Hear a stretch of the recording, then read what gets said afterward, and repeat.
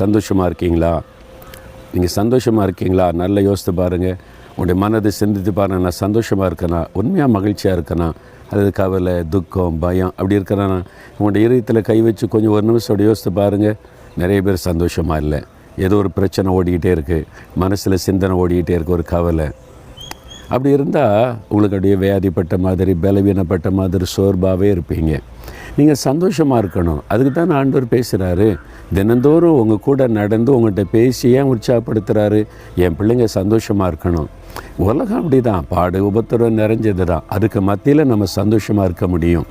சந்தோஷமாக இருக்கிறது தான் பலன். ஏன் நான் சந்தோஷமாக இருக்கிறீங்களான்னு அடிக்கடி கேட்குறேன் தெரியுமா?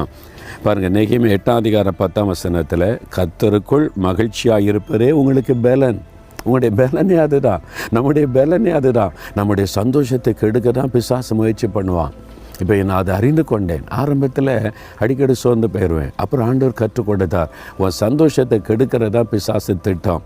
அதுக்கு தான் பிரச்சனை கொண்டு வருவான், கவலை கொண்டு வருவான், பயம் கொண்டு வருவான், யார் மூலமாக அதை டிஸ்டர்ப் பண்ணுவான். அப்போ என்ன செய்யணும்? ஆண்டவர், உன்னை குறித்து கவலைப்படாத, நான் இருக்கிறேன்ல, எனக்குள்ளே சந்தோஷமாக இரு, நான் இருக்கிறேன், இயேசு எனக்குள்ளே இருக்கிறார், என் கூட இருக்கிறார், அவர் பார்த்துக்கொண்டு சந்தோஷமாக இரு.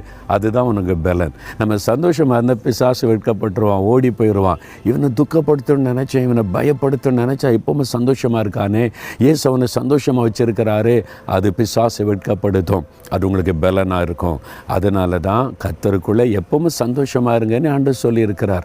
சந்தோஷமாக இருப்பது தான் பலன். நீங்கள் துக்கமாக இருக்கக்கூடாது, இந்த பயலாம் இருக்கக்கூடாது. கர்த்தருக்குள்ளே சந்தோஷமாக இருக்கணும். சரியா? இப்போ நீங்கள் ஆண்டவர்கிட்ட சொல்லணும், நான் என் ஆண்டவருக்குள்ளே சந்தோஷமாக இருக்கிறேன், மகிழ்ச்சியாக இருக்கிறேன்னு சொல்லணும். ஏன் சந்தோஷமாக இருக்கேன்னு கேட்டால், இயேசு என் கூட இருக்கிறாரு.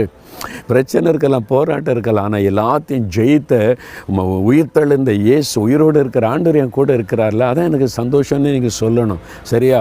இனி பயப்படக்கூடாது, கவலைப்படக்கூடாது, எப்போவுமே சந்தோஷமாக இருக்கணும். சந்தோஷமாக ஆண்டவரை துதிக்கணும். தகப்பனே, நான் உமக்குள்ள நான் எப்போவுமே சந்தோஷமாக இருப்பேன்.